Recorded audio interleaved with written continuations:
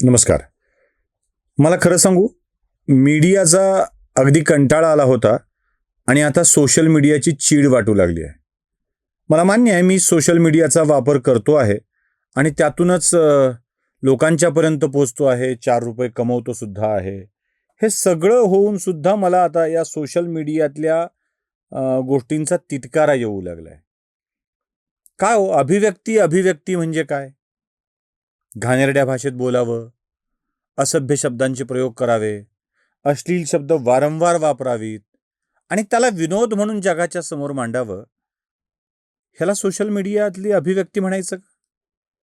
आणि अशा अभिव्यक्तीला प्रोत्साहन दिलं गेलं पाहिजे का? काय फरक पडतो बुब्सवर बोलल्याने? काय फरक पडतो योनीवर बोलल्याने? काय फरक पडतो जननेंद्रियावर बोलल्याने? मी तरी शब्द किमान बरे वापरतोय. काय फरक पडतो? म्हणजे एवढे रॅपच्या नावाखाली जो काही भाषेवर आणि संस्कृतीवर रेप चाललाय ना, तो भयंकरच आहे. याला सहन करायचं का? बरं, हे विनोद बाष्कळ आणि पाचगळ रीतीनं करत असताना काही छोटेसे संकेत असतात. नाही, समाजात बोलायचे संकेताचं सोडून देऊ. तुम्ही कोणाची गांड-बिंड काढावी, कुणाचा सामान काढावं, हा ज्याचा त्याचा प्रश्न आहे. पण एक संकेत भावनेप्रतीचे असतात, त्याचा सुद्धा विचार करायचा नाही आहे का? कोण तो प्रणित मोरे का कोणी नावाचा व्यक्ती गप्पाष्टकांचा कार्यक्रम घेतो, गप्पांचा कार्यक्रम घेतो, बाजार गप्पांचा कार्यक्रम घेतो. त्याला शूट करतो आणि तो जगाच्या समोर आणतो. काय म्हणे, पोरं काहीतरी बोलतात.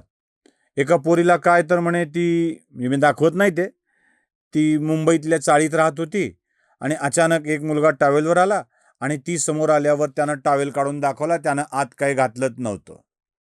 त्याचं सगळंच मला दिसलं. हे ती पोरगी सांगते आहे आणि हा कुतूहलाने विचारतो, तुला काय दिसलं, साईज कळली का, वगैरे वगैरे. काय बेकार गोष्ट आहे नाही. म्हणजे एका बाईनी या विषयावर बोलायचं, त्यावर सगळ्यांनी खदाखदा फिदी हसायचं आणि याला विनोद म्हणून आम्ही स्वीकारायचं.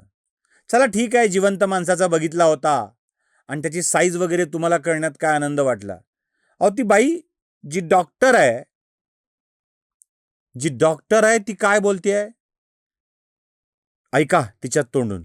फिर ऊपर एब्डोमेन काटा, हाँ, फिर स्कल काटा और फिर लास्ट में जो भी है रिप्रोडक्टिव तू ऑर्गन्स. पक्का डॉक्टर है या कसाई है?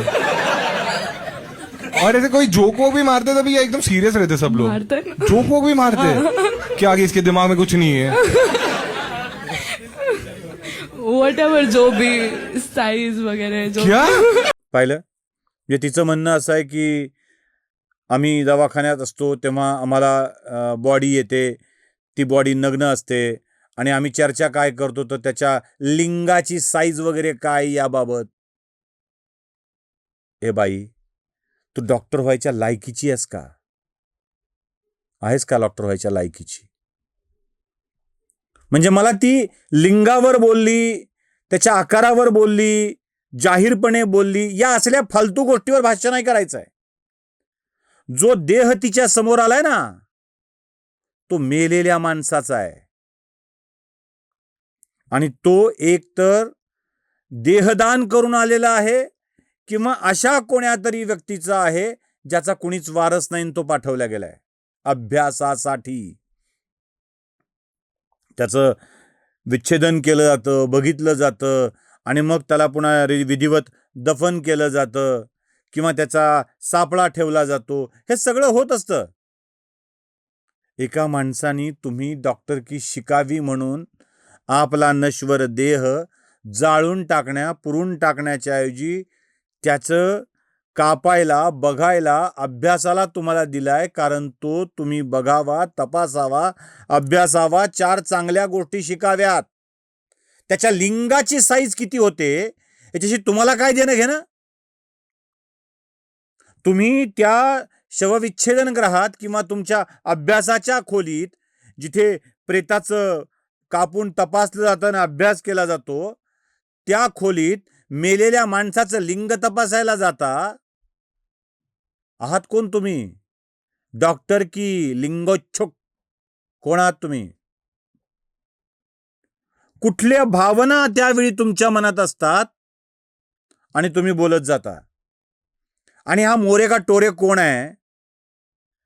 अरे बाबा, तुला ज्या काही लैंगिक, कामुक, विनोदी असल्या गप्पा मारायच्यात ना, त्या मार की तुझ्या घरात.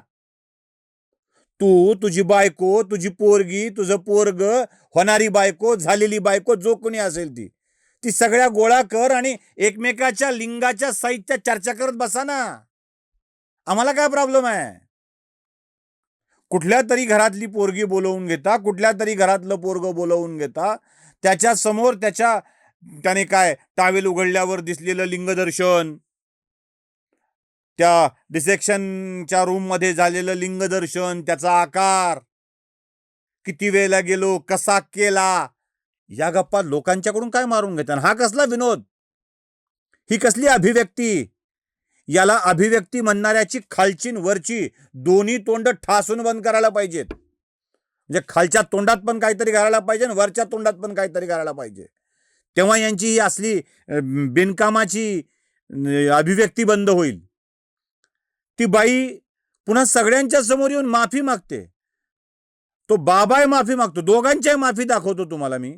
Here and say that I'm very sorry that thing happened and I said the very wrong thing. I'm so sorry about that.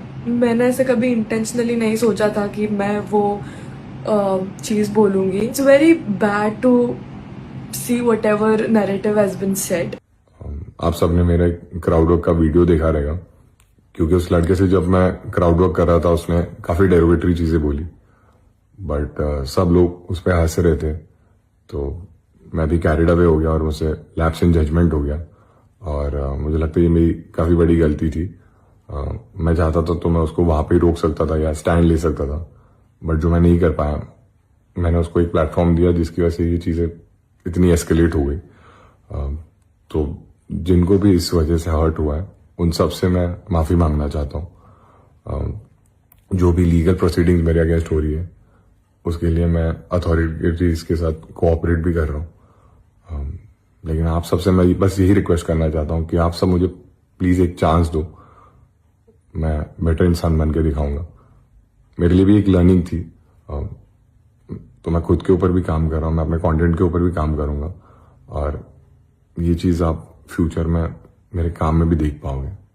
हे असलं घाण करायचं, घाण बोलायचं आणि पुन्हा माफी मागायची. म्हणजे ते आपल्याकडं लाथ लागल्यावर, पाय लागल्यावर पाया पडण्याची पद्धत आहे, ती बदलली बघा पद्धत. आता असा पाय लागला ना, माणसं असं करतात. जे त्याला सांगतात तुला लाथ लागली ना, ज्यानं मारले तो मीच, असं करणं.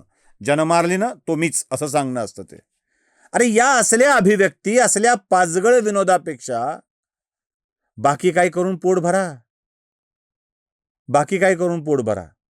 म्हणून या सोशल मीडियाचा सुद्धा मला राग यायला लागलाय आणि वाटायला लागलंय की या असल्या भंपक गोष्टी मांडत बसण्यापेक्षा आपण आपलं दुकान बंद करून निवांत बसलेलं बरं का. नमस्कार.